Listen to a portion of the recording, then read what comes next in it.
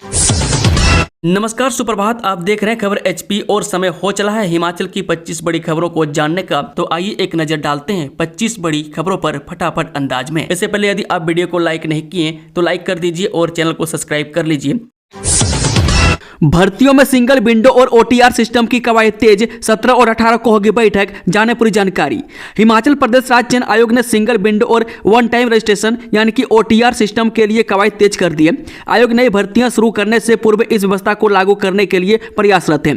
इस सिलसिले में आयोग और Himachal Pradesh state electronics development corporation की बैठक 17 और 18 फरवरी को होगी। इसमें प्रोजेक्ट के तहत अब तक हुए कार्यों को कॉर्पोरेशन की ओर से दर्शाया जाएगा, ताकि प्रोजेक्ट पूरा होने के बाद कोई परंतु ना रहे। दरअसल हिमाचल प्रदेश राज्य चयन आयोग की ओर से कंप्यूटर बेस्ड टेस्ट प्रक्रिया को शुरू करने से पूर्व इसकी तैयारियां की जा रही है। इसके तहत विभिन्न विभागों से भर्तियों की डिमांड यानी रिक्विजिशन ऑनलाइन ही ली जाएगी। इसके अलावा ओटीआर के तहत भर्ती परीक्षा के लिए आवेदन करने वाले अभ्यर्थियों को कई तरह की नई सुविधाएं दी जा रही है। इससे अभ्यर्थियों को अपने दस्तावेजों की बार बार हर आवेदन के दौरान अपलोड नहीं करना होगा। बता दें कि एक बार यूनिक आईडी और पासवर्ड दिया जाएगा और लॉगिन के आधार पर ही अभ्यर्थी आवेदन कर सकेंगे। आईडी में अभ्यर्थी के तमाम दस्तावेज डिजी लॉकर की तरह सुरक्षित होंगे। इस कार्य के लिए आयोग 13 लाख से अधिक बजट खर्च कर रहा है। हिमाचल की जेलों में अब जातीय आधार पर नहीं बांटा जाएगा कैदियों को काम, जाने विस्तार से। हिमाचल प्रदेश की जेलों में अब जातीय आधार पर कैदियों में काम का आवंटन नहीं किया जाएगा। न ही रिकॉर्ड में हिंदू, मुसलमान, ईसाई की जाति, समुदाय या संप्रदाय का उल्लेख होगा। इससे पूर्व जेल मैनुअल में इस तरह का प्रावधान रहा है। हिमाचल प्रदेश जेल मैनुअल 2021 में संशोधन करते हुए राज्य सरकार ने कई नए प्रावधान किए। इस बाबत अतिरिक्त मुख्य सचिव गृह ओंकार शर्मा ने अधिसूचना जारी की है। बता दें केंद्र सरकार की ओर से जेल मैनुअल में संशोधन करने के बाद हिमाचल में भी इसमें बदलाव किया गया। राज्य सरकार ने हिमाचल प्रदेश जेल मैनुअल दूसरा संशोधन 2025 को अधिसूचित करते हुए इसमें कई नए पैरा डाले हैं। वे पैरा 5.66 में व्यवस्था की गई है कि कैदियों में जातीय आधार पर कोई भेदभाव, वर्गीकरण और पृथककरण नहीं किया जाएगा। वे पैरा 5.67 के अनुसार कैदियों से जेल में कार्य आवंटन में जातीय आधार पर कोई भेदभाव नहीं किया जाएगा। वे मैला ढोने, सीवरेज प्रणाली और सेफ्टी टैंक की सफाई भी कैदियों से नहीं करवाई जाएगी। वे पुराने जेल मैनुअल में सफाई कार्य के लिए महिलाओं के नहीं होने की स्थिति में पेड स्वीपर की व्यवस्था का प्रावधान था। वह पैरा 214 की इस व्यवस्था को मैनुअल से पूरी तरह से हटा दिया गया है। हिमाचल मंत्रिमंडल की बैठक में बजट सत्र का होगा ऐलान, पेंशन योजना से लेकर सरकारी भर्तियों पर भी चर्चा। जब मुख्यमंत्री सुखविंदर सुक्खू की अध्यक्षता में 13 फरवरी को होने वाली मंत्रिमंडल बैठक में चर्चा माह में होने वाले विधानसभा के बजट सत्र को स्वीकृति दी जाएगी। बजट सत्र का शुभ आरंभ मार्च के पहले या दूसरे सप्ताह में होगा। वह सत्र के पहले दिन राज्यपाल का अभिभाषण होगा। बता दें कि राज्यपाल अभिभाषण को सरकारी स्तर पर अंतिम रूप दिए जाने की स्थिति में इसके ऊपर चर्चा हो सकती है या फिर इस विषय को मंत्रिमंडल की अगली बैठक में लाया जाएगा। हिमाचल के लोगों के लिए अच्छी खबर, सरकार बनाएगी ऑटोमेटिक टेस्टिंग स्टेशन, बदल जाएगा वाहनों की टेस्टिंग का तरीका। हिमाचल में इस साल से वाहनों की मैनुअल आधार पर पासिंग बंद होगी। मैं इसके स्थान पर अब स्वचालित प्रशिक्षण केंद्र यानी कि ऑटोमेटिक टेस्टिंग स्टेशन में वाहनों की पासिंग की जाएगी। इसके लिए परिवहन विभाग ने प्रक्रिया तेज कर दी है। बता दें कि हिमाचल में 6 स्वचालित प्रशिक्षण केंद्र खोले जाएंगे। इसमें 2 सरकारी व 4 निजी क्षेत्र में खोले जा रहे हैं। राज्य मंत्रिमंडल ने हाल ही में इसकी मंजूरी दी थी, जिसके बाद परिवहन विभाग ने इस पर काम तेज कर दिया। मैं सोलन और हमीरपुर जिला में सरकारी क्षेत्र का स्वचालित प्रशिक्षण केंद्र खुलेगा। मैं ये दोनों केंद्र पिछले काफी समय से प्रस्तावित थे, जो बनकर तैयार हैं। रियायती सेवाओं में प्लास्टिक कार्ड ला रहा एचआरटीसी, इस मशीन से ही होंगे स्कैन। जो एचआरटीसी के रियायती कार्ड अब प्लास्टिक कार्ड से तब्दील किए जाएंगे। मैं जल्दी ही एचआरटीसी प्लास्टिक कार्ड लॉन्च करने जा रहा है। मैं इस प्लास्टिक कार्ड को आसानी से टिकटिंग मशीन में स्कैन किया जा सकेगा और वह आसानी से चल सकेगा। बता दें कि इस कार्ड को RFDI कार्ड कहा जाता है, मैं जिसे विशेष रूप से एचआरटीसी लॉन्च कर रहा है। मैं अभी तक जो रियायती कार्ड यहाँ पर दिए जा रहे हैं वो कागजी होते हैं, मैं जिनके फटने या खराब होने का डर रहता है। मैं लोगों को जो रियायती कार्ड दिए जाते हैं उनमें ग्रीन कार्ड, येलो कार्ड और सम्मान कार्ड आदि होते हैं। इन सभी को प्लास्टिक कार्ड से परिवर्तित कर दिया जाएगा। वहीं बता दें कि एचआरटीसी ने अपने परिचालकों को इलेक्ट्रिक टिकटिंग मशीनें प्रदान की है, जो काफ़ी आसान है और उसके माध्यम से ही अब टिकट काटे जाते हैं। इन्हीं टिकटिंग मशीनों में स्कैनर भी है, जिससे UPI ID को स्कैन करके लोग अपना टिकट कटवाते हैं। हिमाचल में 15 फरवरी तक पूरी नहीं हो पाएगी बिजली की ई-केवाईसी, यह है पूरा कारण।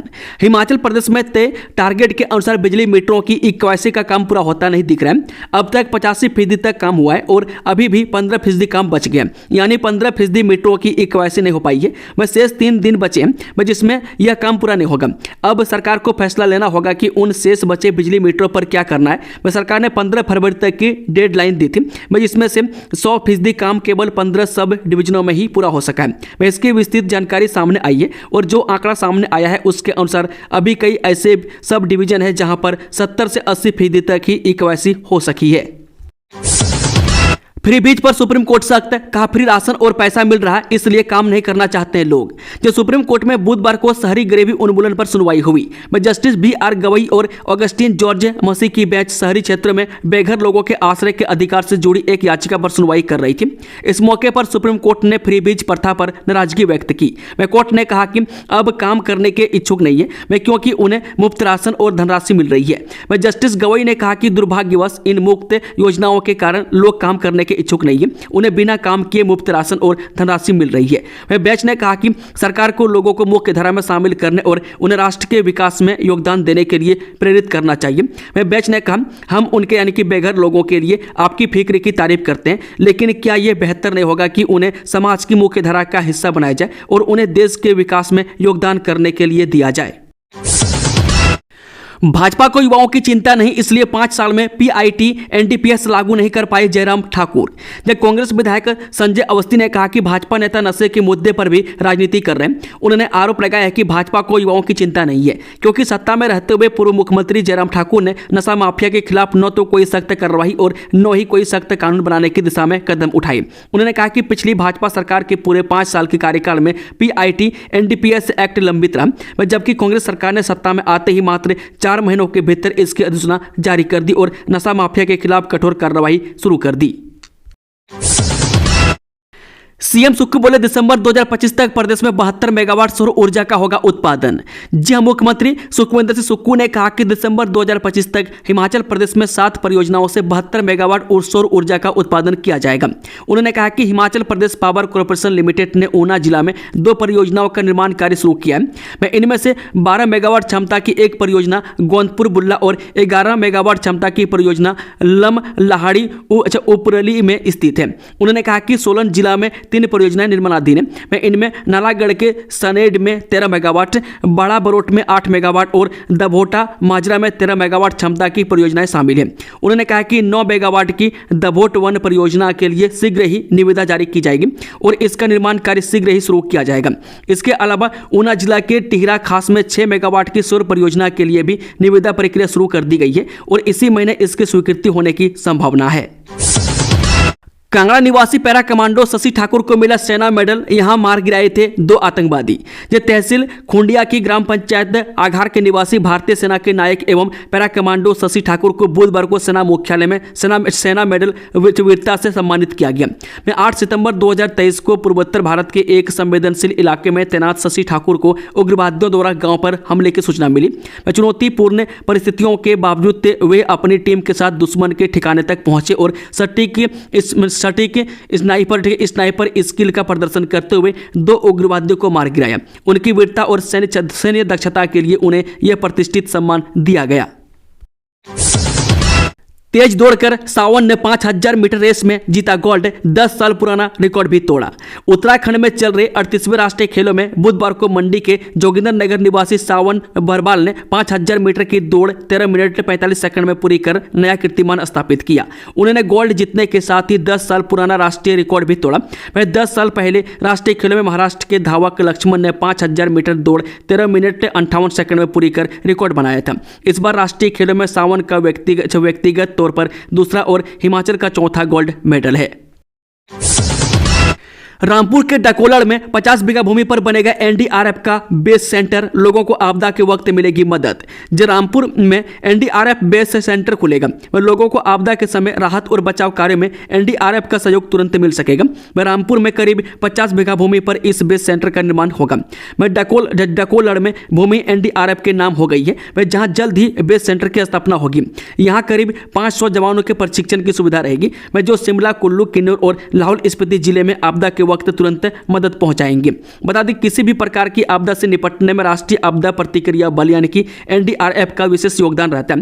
में आपदा के दृष्टिगत संवेदनशील हिमाचल प्रदेश में एनडीआरएफ की 3 कंपनियां कार्य कर रही है। मंडी, नालागढ़ और रामपुर से एनडीआरएफ की कंपनियां आपदा से निपटने का कार्य कर रही है। रामपुर और किन्नौर भी आपदा के दृष्टिगत काफी संवेदनशील है। यहाँ सतलुज नदी में बाढ़ की संभावना बनी रहती है, जबकि सड़क हादसे और प्राकृतिक आपदा के समय भी राहत और बचाव कार्यों के लिए एनडीआरएफ की अहम जरूरत रहती है। रामपुर के ज्यूरी में एनडीआरएफ की कंपनी अस्थायी तौर पर चल रही है। आईआईटी मंडी को मिला $85,000 का दान, शोध और अकादमिक उत्कृष्टता बढ़ेगी, जाने पूरी डिटेल। जब भारतीय प्रौद्योगिकी संस्थान यानी कि आईआईटी मंडी में $85,000 अमेरिकी डॉलर यानी कि करीब 74 लाख रुपये से शोध व अकादमिक उत्कृष्टता को बढ़ावा मिलेगा। में आईआईटी मंडी को अमेरिका में रहने वाले आईआईटी रुड़की के पूर्व छात्र मोहिंदर एल नैयर से $85,000 अमेरिकी डॉलर का दान मिला है। बता दें कि यह दान आईआईटी मंडी डोरा कार्यालय द्वारा अमेरिका स्थित किसी परोपकारी से प्राप्त अब तक का सबसे बड़ा योगदान है। यह राशि आईआईटी मंडी एंडोमेंट फंड की स्थापना के लिए उपयोग की जाएगी, जो कि शोध की गुणवत्ता को बेहतर बनाने, जरूरतमंद छात्रों की सहायता करने और उच्च शिक्षा में अकादमिक उत्कृष्टता को बढ़ावा देने के लिए महत्वपूर्ण भूमिका निभाएगा। कार्तिकेय स्वामी मंदिर के कपाट खोले, पहले दिन सांसद कंगना रनौत ने टेका माथा। यह देव सेनापति देवता कार्तिकेय स्वामी के सिमथा स्थित मंदिर के कपाट खुल गए। माघ संक्रांति पर मंदिर के कपाट बंद हुए थे। बुधवार को मंदिर के कपाट खोलते ही मंडी की सांसद एवं अभिनेत्री कंगना रनौत भी दर्शन करने मंदिर पहुंची। मंदिर के समीप ही कंगना का निवास है। माघ संक्रांति को देवता कार्तिक स्वामी के मंदिर के कपाट बंद हो गए थे। मान्यता है कि इस अवधि में देवता स्वर्ग प्रवास पर रहते हैं। बुधवार को फागुन संक्रांति पर मंदिर के कपाट फिर खुल गए। वह देव परंपरा के अनुसार फागली उत्सव का आयोजन किया। वहीं मंदिर के प्रांगण में देव परंपराएं निभाई गई। वह देवता के दर्शन के लिए श्रद्धालुओं की भारी भीड़ उमड़ी। बीएड की वार्षिक और सेमेस्टर परीक्षाएं अब 6 मार्च से विश्वविद्यालय ने जारी किया शेड्यूल। हिमाचल प्रदेश विश्वविद्यालय यानी कि एचपीयू बीएड की वार्षिक और सेमेस्टर परीक्षाएं अब 6 मार्च से करवाएगा। विश्वविद्यालय संबंध निजी समेत सरकारी और दूरवर्ती शिक्षण संस्थान सीडीओई में संचालित किए जा रहे बीएड कोर्स की परीक्षाओं का शेड्यूल जारी कर दिया गया। वह परीक्षाएं 17 मार्च तक चलेंगी। विश्वविद्यालय के परीक्षा नियंत्रक प्रोफेसर श्यामलाल कौशल ने बताया कि परीक्षा शेड्यूल विश्वविद्यालय की वेबसाइट पर अपलोड कर दिया गया। वह शेड्यूल के अनुसार बीएड के पहले सेमेस्टर और वर्ष की परीक्षाएं 6 से 19 मार्च तक होंगी। अफसरों के निजी स्टाफ पर होगा अब फाइलें ट्रैक करने का जिम्मा, सरकार ने बदली पुरानी व्यवस्था। हिमाचल प्रदेश के प्रशासनिक सचिवों, विभागाध्यक्षों, उपायुक्तों सहित प्रबंध निदेशकों के निजी स्टाफ पर अब फाइलें ट्रैक करने का जिम्मा रहेगा। वह फाइल प्रबंधन की प्रक्रिया सुव्यवस्थित करने और प्रशासनिक कार्य की दक्षता में सुधार के लिए राज्य सरकार ने पुरानी व्यवस्था बदल दी है। बता दें कि अब प्रत्येक कार्य दिवस के अंत में ये कर्मचारी सभी लंबित फाइलों के बारे में सूचनाएं एकत्र करेंगे। निजी स्टाफ की जिम्मेदारी होगी कि यह उच्च अधिकारी को त्वरित कार्रवाई के लिए भी सूचित करेंगे। प्रशासनिक सुधार विभाग ने समय पर फाइलों का निपटान सुनिश्चित करने के लिए नई फाइल प्रबंधन प्रणाली लागू की है। विभिन्न विभागों, निदेशालयों, बोर्डों और निगमों की ओर से फाइलों की अनुसूचित ट्रैकिंग और निपटान के बारे में चिंता जताए जाने के बाद यह फैसला लिया गया है। नशा करने बेचने वालों के परिवारों को पंचायत में नहीं मिलेगी सुविधाएं। चिट्टा सहित अन्य नशे के सेवन और कारोबार में अगर कोई युवा संलिप्त पाया गया तो उसके परिवार को पंचायत की सुविधाओं से वंचित किया जाएगा। भराड़ी उप तहसील की ग्राम पंचायत गतवाड़ ने बैठक में यह प्रस्ताव लाने का फैसला लिया। वह पंचायत ने नशे के बढ़ते प्रकोप और उसके दुष्प्रभावों से युवाओं को बचाने के लिए जागरूकता अभियान शुरू करने का भी निर्णय लिया है। प्रधान नवल बजाज, उप प्रधान अजय शर्मा ने विशेष बैठक के दौरान इस अभियान की रूपरेखा प्रस्तुत की। जिले कुछ और पंचायतों ने भी नशे को रोकने के लिए इस तरह के निर्णय लिए हैं। हाइड्रोकार्बन फ्यूल बनेगा पेट्रोल और डीजल का विकल्प, केंद्र से पेटेंट मंजूर। कार्बन डाइऑक्साइड से हाइड्रोकार्बन फ्यूल भी अब तैयार होगा। एनआईटी हमीरपुर, एनआईटी वारंगल और एनआईटी जालंधर के प्राध्यापकों और शोधार्थी ने इलेक्ट्रोकेमिकल तकनीक से कार्बन डाइऑक्साइड से हाइड्रोकार्बन फ्यूल तैयार किया। इस शोध को केंद्र सरकार के पेटेंट कार्यालय से मंजूरी मिल गई है। वह नवीनीकरणीय ऊर्जा के रूप में यह फ्यूल पेट्रोल और डीजल का कारगर विकल्प बनकर उभर रहा है। ऐसे में विशेषज्ञों का यह आविष्कार नवीनीकरणीय ऊर्जा के इस्तेमाल की दिशा में अहम कदम माना जा रहा है। बिजली, गर्मी और परिवहन के लिए जीवाश्म ईंधन जलाने से कार्बन डाइऑक्साइड का उत्सर्जन होता है। ऐसे में इस उत्सर्जन को कम करने में यह फ्यूल उपयोगी साबित होगा। हिमाचल प्रदेश के धर्मशाला स्टेडियम की बढ़ेगी क्षमता, एक साथ 30,000 दर्शक देख सकेंगे मैच। जो अंतर्राष्ट्रीय क्रिकेट स्टेडियम धर्मशाला में अधिक से अधिक दर्शक मैच देख सकेंगे। इसके लिए इसकी क्षमता बढ़ाने की तैयारी चल रही है। वह जानकारी के अनुसार स्टेडियम में करीब 8,000 दर्शकों के बैठने के लिए कुर्सियों का इंतजार किया जाएगा। मैं अभी स्टेडियम की क्षमता 22,000 दर्शकों की है। मैं 8,000 की क्षमता बढ़ने के बाद इसमें एक साथ 30,000 दर्शक मैच देख सकेंगे। वह क्षमता बढ़ाने के लिए नए स्टैंड बनाए जाने के या पहले बने 13 स्टैंडों में ही कुर्सियां बढ़ाई जाएंगी। इस पर विचार किया जा रहा है। बता दें कि जानकारी के मुताबिक हिमाचल प्रदेश क्रिकेट एसोसिएशन यानी कि HPCA IPL मैचों के बाद क्षमता बढ़ाने की योजना को जमीनी स्तर पर उतारने के लिए काम शुरू करेगा। मैं दुनिया के खूबसूरत क्रिकेट स्टेडियम में शुमार धर्मशाला स्टेडियम की क्षमता बढ़ाने के साथ इसकी खूबसूरती का भी ख्याल रखा जाएगा। मैं ताकि स्टेडियम से धौलाधार की पहाड़ियों को दिखने वाला खूबसूरत नज़ारा भी बाधित न हो। वहीं HPCA के सूत्रों की माने तो स्टेडियम में दर्शकों के बैठने की क्षमता बढ़ाने का काम IPL मैचों के होने के तुरंत बाद शुरू किया जाएगा। मैं फिलहाल एसोसिएशन का फोकस IPL मैचों के सफल आयोजन पर है। मैं इस बार धर्मशाला को 3 IPL मैच मिलने की संभावना है। हाल ही में IPH के चेयरमैन अरुण धूमल इसके संकेत दे चुके हैं। सेब व चाय बागानों में भी बनेंगे होम स्टे, गैर हिमाचली पर्यटन कारोबारियों को भी अनुमति। हिमाचल में सेब और चाय के बागानों में भी होम स्टे बन सकेंगे। मैं गैर हिमाचली पर्यटन कारोबारी भी राज्य में होम स्टे चला सकेंगे। मैं रिहायशी इलाकों में होम स्टे चलाने के लिए रेजिडेंट वेलफेयर एसोसिएशन से NOC लेना जरूरी कर दिया गया है। मैं प्रदेश सरकार ने बहुप्रतीक्षित होम स्टे के लिए नए नियम जारी कर दिए हैं। मैं नए नियमों के अनुसार 20 साल से अधिक समय से हिमाचल में रह रहे यानी कि अन्य राज्यों के लोग और हिमाचल के निवासी जो प्रदेश से बाहर व्यवसाय कर रहे हैं वे भी होम स्टे चलाने के लिए पंजीकरण करवा सकते हैं। बता दें कि होम स्टे खोलने वालों को भवन का संरचना स्थिरता प्रमाण पत्र देना अनिवार्य कर दिया गया। इसके अलावा संचालक को पुलिस से सत्यापन भी करवाना होगा। वह पर्यटन विभाग की वेबसाइट पर उपलब्ध करवाई गई होम स्टे रूल 2025 को लेकर 15 दिनों के भीतर आपत्ति और सुझाव मांगे गए। मैं ऑनलाइन आवेदन के 60 दिन के भीतर होम स्टे खोलने के लिए अनुमति मिल जाएगी। वायु विस्फोट से बांध को सुरक्षित करेगा IIT मंडी का नया समीकरण। जो वायु विस्फोट से बांध को सुरक्षित करने के लिए भारतीय प्रौद्योगिकी संस्थान मंडी के शोधकर्ताओं ने नया समीकरण इजाद किया। इस समीकरण के जरिए वायु विस्फोट की स्थिति में बांध की लोड क्षमता का सही आकलन हो पाएगा। मौजूदा समय में महंगे सॉफ्टवेयर के जरिए यह आकलन होता है। इसे चलाना और समझना भी हर किसी के बस का नहीं है। मैं इजाद किए गए नए समीकरण को छोटा इंजीनियर भी आसानी से अपना सकता है। इस समीकरण के नतीजे भी सटीक है, जबकि सॉफ्टवेयर के जरिए नतीजा उतना सटीक नहीं रहता है। राष्ट्रपति की मंजूरी के लिए भेजा पुलिस कांस्टेबल का स्टेट कैडर बनाने का विधेयक, जाने विस्तार से। जब पुलिस कांस्टेबलों के एक दूसरे जिले में तबादले करने के लिए पारित संशोधन विधेयक को राजभवन ने राष्ट्रपति निवास के लिए भेज दिया। राज्य विधानसभा के धर्मशाला के तपोवन में शीत सत्र के दौरान हिमाचल प्रदेश पुलिस संशोधन विधेयक 2024 पारित किया गया था। इसे राज्यपाल की मंजूरी के लिए भेजा गया था, मगर इसे अब राज्यपाल श्री प्रताप शुक्ल ने राष्ट्रपति की स्वीकृति के लिए भेज दिया है। मैं समवर्ती सूची का विषय होने पर ही इसे राज्यपाल ने इसे राष्ट्रपति को भेजा है। इस विधेयक के कानून बन जाने के बाद अब हिमाचल प्रदेश के कांस्टेबलों का भी जिला के बजाय राज्य कैडर होगा। मैं इनकी भर्ती राज्य कैडर में पुलिस बोर्ड करेगा। मैं गैर राजपत्रित पुलिस अधिकारियों की भर्ती अब पुलिस भर्ती बोर्ड करेगा। इस श्रेणी में कांस्टेबल और हेड कांस्टेबल आते हैं। मैं इनका एक दूसरे जिले में तबादला किया जा सकेगा। इसके लिए हिमाचल प्रदेश पुलिस अधिनियम 2007 में संशोधन करने का विधेयक पारित किया गया है। हिमाचल के गवर्नमेंट स्कूल में बदलने वाला है छुट्टियों का शेड्यूल। जी, हिमाचल प्रदेश के सरकारी स्कूल में छुट्टियों का शेड्यूल जल्द बदलने जा रहा है। शिक्षा विभाग ने सभी स्टेक के होल्डर से टेंटेटिव शेड्यूल पर आपत्ति एवं सुझाव मांगे थे। इस पर शिक्षक संगठनों ने आपत्ति एवं सुझाव सौंप दिए। शिक्षक संगठनों को DC की पावर पर आपत्ति है, जो उन्होंने अपने सुझाव में लिख दिया है। अब शिक्षा मंत्री रोहित ठाकुर का इंतजार हो रहा है। रोहित ठाकुर के विदेश से लौटते ही इसे नोटिफाई कर दिया जाएगा। आज होगी बैठक, OPS या UPS अहम चर्चा, कर्मचारियों में हलचल। सीएम सुखविंदर सिंह सुक्खू की अध्यक्षता में कैबिनेट बैठक आज यानी 13 फरवरी को शिमला में बुलाई गई है। बैठक में कई महत्वपूर्ण निर्णय होने हैं। सबसे अहम मसला इस वक्त OPS की जगह UPS का है। इसे लेकर केंद्र सरकार की चिट्ठी आई है। इस पर कैबिनेट में विचार विमर्श किया जाना है।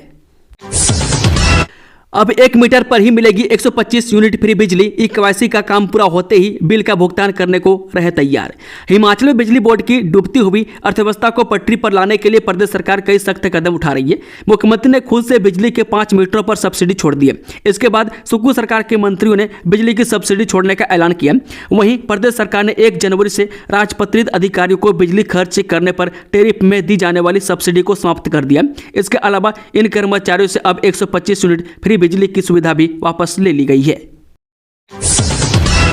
शिमला में नाई ने तेजधार हथियार से युवक पर किया हमला, नाजुक हालत में आईजीएमसी में भर्ती। राजधानी शिमला में एक युवक पर तेजधार हथियार से हमले का मामला सामने आया है। मंगलवार को केथू इलाके के एक युवक अक्षय पर नाई ने तेजधार हथियार से जानलेवा हमला किया। हमले में अक्षय गंभीर रूप से घायल हो गया, जिसके बाद उसे आईजीएमसी अस्पताल शिमला में भर्ती करवाया गया, जहां उसकी स्थिति नाजुक बनी हुई है। हिमाचल में शुरू होगा जायका का सेकंड फेज, नए गांव होंगे शामिल, किसानों को मिलेगी ये सुविधा। हिमाचल प्रदेश के ग्रामीण इलाकों में कृषि आर्थिकी का एक मजबूत आधार बनने जा रहा है। वह प्रदेश में कृषि क्षेत्र बढ़ाने के लिए सरकार किसानों को कई तरह की सुविधाएं देने जा रही है। इसके लिए प्रदेश के 12 जिलों में जायका का दूसरा फेज शुरू हो गया, जिसमें अब नए गाँव शामिल किए जाएंगे। बता दें कि इसमें पहले फेज में शामिल किए गए गाँव को नहीं लिया जाएगा। कृषि मंत्री चंद्र कुमार ने मंगलवार को शिमला में आयोजित जायका एग्जीक्यूटिव काउंसिलिंग की बैठक के बाद ईटीवी भारत को यह जानकारी दी। हिमाचल में खुला नौकरी का पिटारा, आईटीआई मंडी इस दिन 3 कंपनियां लेगी इंटरव्यू, 110 को मिलेगा रोजगार। हिमाचल प्रदेश के बेरोजगार युवाओं के लिए रोजगार का सुनहरा अवसर खुला है। मैं आईआईटी मंडी में 19 फरवरी को 3 कंपनियों के लिए युवा शक्ति फाउंडेशन अप्रेंटिसशिप के लिए कैंपस इंटरव्यू करवाएगी।